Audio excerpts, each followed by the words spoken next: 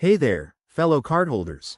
If you're a proud owner of the Citi Strata card and want to add an authorized user, like a spouse, family member, or trusted friend, you're in the right spot.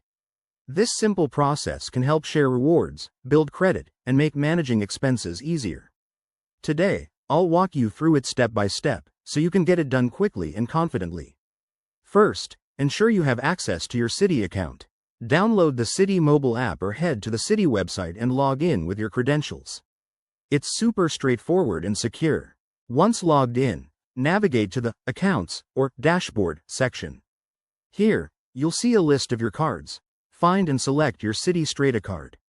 This is where the magic happens. Next, look for the Manage Card or Authorized Users option. It might be under Settings or a similar tab. Click on it, and you'll be prompted to add a new user. Don't worry, the app or website guides you through. Now, fill out the required information for the authorized user.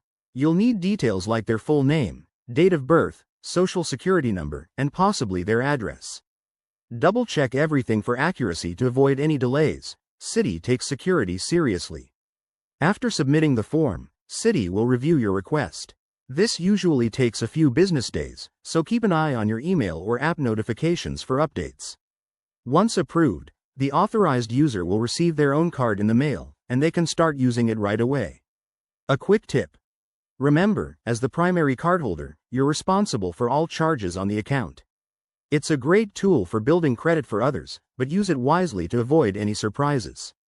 And that's it, you've just made life a little easier. If you have any questions or run into issues, Citi's customer support is always there to help. Thanks for watching. Hit that like button if this helped, and subscribe for more tips on managing your finances like a pro. See you next time.